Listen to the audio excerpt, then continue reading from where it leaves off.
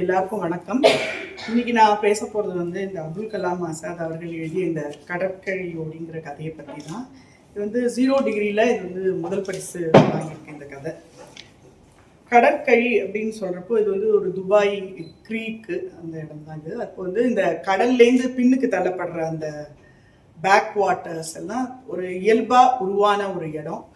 ஒரு 80களோட ஆரம்பத்தில் இந்த துபாயோட வளர்ச்சி ஆரம்ப கட்டத்தில் சின்ன சின்ன கப்பல்கள் போய் வர இடமா இருந்து, அப்புறம் முத்து குளிக்கிறதுக்கான ஒரு இடமா இருந்து, கொஞ்சம் கொஞ்சமாக ஊர் விரிவாக்கம் ஆகிறப்போ பெரிய பெரிய கப்பல்கள்லாம் போக்குவரத்தெல்லாம் போக ஆரம்பிக்கிறச்சு.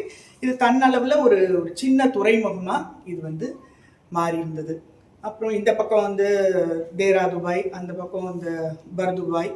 அதுக்கு இந்த தேரா துபாயிலேருந்து பர்துபாய்க்கு போகிறதுக்கு மேல் பக்கம் ஒரு மக்தூம் பிரிட்ஜு, கீழ்ப்பக்கம் இந்த நீர்ப்பாதையிலேயே சுரங்க அமைச்சு அல்ஷின்டாகா டனல், அப்புறம் அந்த ஆப்ரா வழி போக்குவரத்து, இந்த மாதிரி இதெல்லாம் இந்த கடற்கரை இந்த துபாயோட ஒரு முன்னேற்றத்துக்கு 80கள் இந்த ஆரம்ப 75 80 அந்த காலகட்டங்களில் பெரிய லெவலில் உதவிக்குன்னு நம்ம சொல்லலாம். இந்த மாதிரி ஒரு சமயத்தில் இந்த வளர்ச்சிகள் ஆரம்பிக்கப்பட்ட இந்த காலகட்டத்தில் அந்த ஆப்ரால ஏறுறதுக்காக ஒரு 4 இளைஞர்கள் வெயிட் பண்ணிட்டு இருக்காங்க. அந்த 4 இளைஞர்களில் ஒருத்தரான இந்த அப்துல் காதர்ங்கிறவரை பற்றி தான் இந்த கதையில் நம்ம முழுக்க பார்க்க போகிறோம். அவரோட அந்த வாழ்க்கை பயணம், அவர் எப்படி அவரோட ஒரு அடுத்த 20 ஆண்டு கால இது இந்த ஊரில் துபாயில் பயணித்த அந்த கதையை தான் நம்ம பார்க்க போகிறோம்.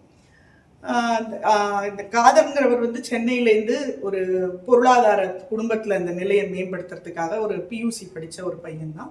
22 வயசு வரைக்கும் ஊரில் பார்க்க எல்லா வேலைகளையும் பார்த்துட்டு, அப்புறம் இந்த கட்டுமான தொழிலுக்கு ஆள் எடுக்கிறாங்க துபாயில் அப்படிங்கிறச்சு அவர் அந்த வேலைகளை சேரலாம் அப்படிங்கிறதுக்காக மும்பை வந்த இடத்துல அவரோட பாஸ்போர்ட் தொலைஞ்சு போயிடுறது. சரி, அவர் மும்பையிலேயே ஒரு வருஷ காலம் இருந்தாக வேண்டிய கட்டாயம் ஆயிடுறது. அப்பயும் அங்கே சும்மா இல்லாமல் ஏதோ டீ கடை வச்சு தன்னை கொஞ்சம் நிலைநிறுத்திக்கிறதுக்கு ரொம்ப முயற்சி எடுத்து, அப்புறம் மும்பையிலேயே ஒரு பாஸ்போர்ட்டு புதுசாக செய்யப்பட்டு அவர் மறுபடியும் இதுக்கு துபாய் வராரு. அங்கே அந்த கன்ஸ்ட்ரக்ஷன் தொழிலில் காலை ஊனி ஒரு 4 வருஷம் கொஞ்சம் நல்லா ஸ்திரப்படுத்தினப்போ அவர் ஹெச்ஆரில் இருக்கிறவங்களோட சில பிரச்சனைகளுக்கு உள்ளாகி, அப்போ அவர் நார்மல் காதர் மதராசியாக இருந்தவர் கள்ளிவள்ளி காதர் ஆகிடுறார். எப்படின்னா அவர் இந்த குடியேற்ற சட்டங்களுக்கெல்லாம் புறம்பாக அந்த ஊரில் தங்கியிருக்கிற ஒரு நிலைமை ஏற்றுறதுனால பதுங்கி ஷார்ஜால அப்படி இப்படி எல்லாம் இருந்துட்டு, அந்த காலகட்டத்திலையும் சும்மா இல்லாமல் பணம் வேணுமே என்ன பண்ணுறது, அதுக்காக இந்த ஈரான்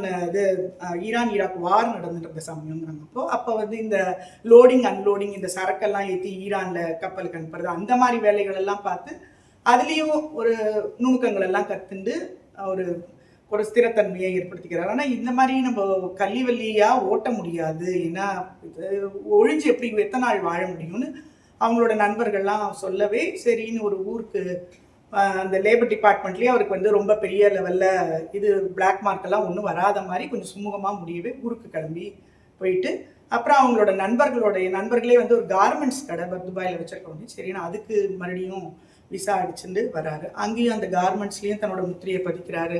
எல்லா வேலைகளையும் நுணுக்கங்களையும் நல்லா தெரிஞ்சுட்டு, அப்புறம் அங்கேயே கஸ்டம்ஸு அந்த வேலைகள் எல்லாமும் எல்லா விதமாகவும் அதில் எல்லாத்தையுமே அவர் வெற்றி கொடி நாட்டுறான்னு சொல்லலாம்.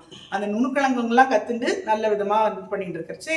இந்த மாதிரி பண்ணி கொஞ்சம் நல்லா இன்னும் கொஞ்சம் பணம் சம்பாதிக்கலாமே, நமக்கு அந்த திறமை இருக்கே, நம்மளால எல்லாம் முடியறதுங்கிற எண்ணத்தில் கொஞ்சம் இந்த ஹவாலா மாதிரி பணம் அனுப்புறது, அந்த காலகட்டங்களில் எக்ஸ்சேஞ்ச் இல்லாத பட்சத்தில் இந்த பணம் அனுப்புகிற வேலையெல்லாம் கொஞ்சம் செய்கிறப்ப அதில் கொஞ்சம் மாட்டிட்டு அந்த செயின் கொஞ்சம் அறுபட்டு போயிடுறது, அந்த ஹவாலா செயின் அறுபட்டு போயிடுறதுல இவருக்கு கொஞ்சம் நிறைய பேருக்கு பணம் கொடுக்க வேண்டி இந்த மாதிரி எக்ஸ்ட்ரா வேலையெல்லாம் செய்கிறது அந்த அர்பாபுக்கு தெரிஞ்சு போய் மறுபடியும் அவரோட விசாவை கேன்சல் பண்ணி ஊருக்கு போக வேண்டிய ஒரு சூழல் வந்துருக்குது.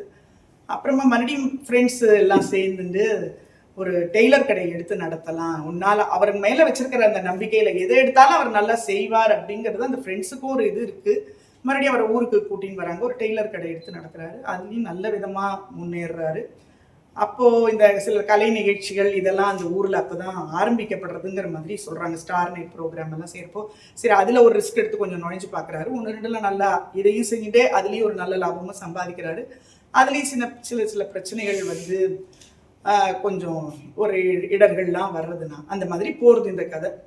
ஸோ இது பார்க்க போனால் ஒரு காதருங்கிறவர் ஃபர்ஸ்ட் காதர் மதராசியா இருந்து அப்புறம் கல்விவள்ளி காதராகி காதர் பாய் ஆகி ஒரு சமூகத்துல ஒரு பொறுப்பான ஒரு ஆளாகி அவரோட ஒரு 20 ஆண்டு கால பயணம், அவரோட உழைப்பு, விடாமுயற்சி, நம்பிக்கை எல்லாம் சேர்ந்து அவர் எப்படி தன்னை ஸ்திரப்படுத்தின்றார். ஒரு SSLC படிச்ச பையன் ஒன்று உழைச்சா எல்லாம் தன்னால முடியுங்கிறத எப்படி ஸ்திரப்படுத்தின்றார் அப்படிங்கிறது தான் இந்த கதை வந்து மெயினாக சொல்லப்படுறது. அவரோட அந்த வாழ்க்கை பயணம் தான் இந்த கதை முழுக்கவே. அதோட இந்த துபாயோட வளர்ச்சியும் அந்த காலகட்டங்களில் ஆரம்பிச்சதுனால இந்த கதையில ரெண்டும் பின்னி பிணைஞ்சு வருது. ஆக்சுவலி அவரோட அந்த வாழ்க்கை பயணம் கூடவே அந்த துபாயில அவர் கவர் பண்ணாத ரோடே இல்லை, எல்லாத்தையுமே அது சொல்லிடுற மாதிரி தான் வருது. எல்லாமே ரெண்டும் இந்த கதையில ஒன்னோட ஒன்று அப்படியே சேர்ந்து வருது.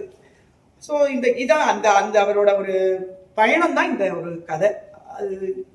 அதோட அது முடிச்சிடுறேன். நான் கதையோட சில சிறப்பு அம்சங்கள் அப்படின்னு நம்ம பார்க்கறச்சு, அவர் ஆசிரியர் எழுதியிருக்கிற அந்த நடை வந்து ரொம்ப ரொம்ப ரொம்ப நல்லா இருக்கு. நமக்கு வந்துட்டு அந்த எழுத்து வந்து வேகமா அப்படியே கடகடகட நமக்கு கண்டிப்பா வந்து அடுத்தது என்ன படிக்கணுங்கிற ஒரு ஆவலை தூண்டுறது சுவாரஸ்யமா இருக்கு. அந்த சீரா இருக்கு அந்த எழுத்து. நமக்கு வந்து எந்த இடத்துலையும் ஸ்டாப் பண்ண இன்னும் கொஞ்சம் படிச்சா முடிச்சிடலாம், நம்ம ஒரு ஸ்ட்ரெச் உட்காந்தா முடிச்சிடலாம் அப்படிங்கிற ஒரு நம்பிக்கை அந்த கதை கொடுக்கறது.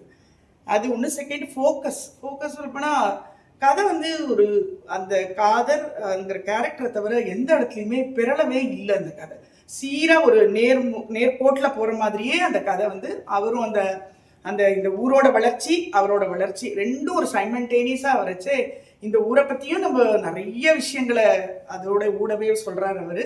அட் த சேம் டைம் அவரோட அந்த வளர்ச்சி எப்படிலாம் முயற்சி பண்ணா கைகூடாதது எதுவும் இல்லை அப்படிங்கிற மாதிரி அவரோட இது எல்லாமே வந்து அந்த ஃபோக்கஸ் வந்து அந்த காதர் பாய் அவரோட இதுலயே தான் இருக்கு.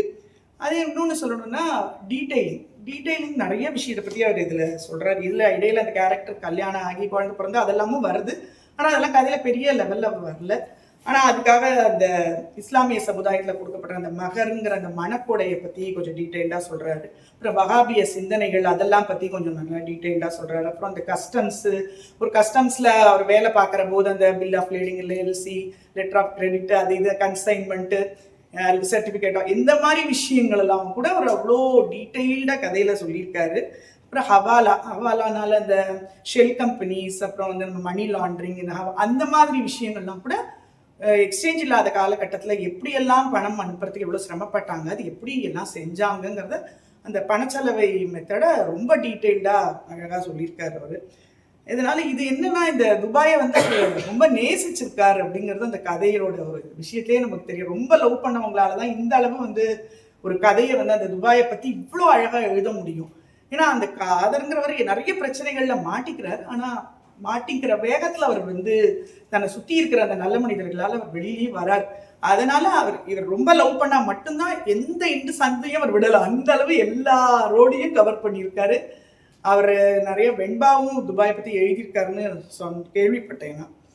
சரி, இப்போ மைனஸ் அப்படின்னு கொஞ்சம் ஒரு சில மைனஸ்ன்னு சொல்லக்கூடாது, சில இது அப்படின்னு என்ன ஒரு இதுன்னு இந்த கதையில நான் யோசிச்சதுன்னா, டீட்டெயிலிங் இருக்க வேண்டிதான். இப்போ ரொம்ப டீட்டெயிலிங் இருக்கிற மாதிரி எனக்கு எலாபரேட்டடா தோன்றுறது. சில விஷயங்கள் எதை பத்தி சொல்றது கூட டீட்டெயிலிங் கண்டிப்பா தேவைதான் நமக்கு. ஆனால் இது ரொம்ப எலாபரேட்டட் வேலை, ஒரு 4-5 பக்கத்துக்கு ஒரே விஷயத்த திருப்பி சொன்னது எனக்கு இன்னும் அதை கொஞ்சம் கம்மி பண்ணிருக்கலாமோ அப்படின்னு தோணித்து. அப்புறம் வந்து ரிப்பீட்டடா நிறைய வார்த்தைகள் வருது. அவர் சில வியாழக்கிழமையில அந்த நைட் பாருக்கு போறேன் அது இதுங்கிற வார்த்தையெல்லாம் திருப்பி கதையில வருது. அப்புறம் அந்த விசா பாஸ்போர்ட் என் கையில அப்படின்னு அந்த ஹெச்ஆர்ல மிரட்டுற அதெல்லாம் அவருக்கு தோணுறது. ஆனால் அப்படியே கதையிலையும் அதை அடிக்கடி எக்ஸ்பிரஸ் பண்ற மாதிரி நிறைய இடத்துல அந்த லைன்ஸ் வர மாதிரி ஒரு தோற்றம் இருக்கு. இது 2 தான் எனக்கு தோணித்து, வேற ஒன்றும் இல்லை. மற்றபடி ஒரு உழைச்சா விடாமுயற்சி, நம்பிக்கை, இது உழைப்பு இதெல்லாம் இருந்தா கண்டிப்பா ஒருத்தரால வந்து இந்த ஊர்ல வந்து எவ்வளவு அழகா பிழைக்க முடியுங்கிறத சொல்லியிருக்கு இது கதை. நான் இன்னைக்கு காலம்புரை வந்து இது ஷார்ஜா வெஜிடபிள் மார்க்கெட்டை போயிருந்தேன். நான் இன்னைக்கு காலம்புரை அப்போ அந்த வெஜிடபிள் மார்க்கெட்டை சுத்தி எவ்வளோ இளைஞர்கள், ஏகப்பட்ட இளைஞர்கள் அவங்கவுங்க ஒரு வேலையை செஞ்சுட்டே இருக்காங்க. ஒரு மெக்கானிக்கலா அவ்வளோ பெரிய ஒரு இடம் அது செஞ்சுட்டு இருக்கிறப்போ நம்ம வந்து அப்போ ஒருத்தர் நம்ம கவனிக்கிறச்சே இவங்களுக்குள்ளேயும் ஒரு காதல் இருப்பாங்களோ அப்படிங்கிற ஒரு எண்ணம் எனக்கு அந்த ஸ்பார்க் ஆச்சு. அது அந்த இடத்துல இந்த கதை வெற்றி பெற்றுதுன்னு நான் நினைக்கிறேன். நன்றி, வணக்கம்.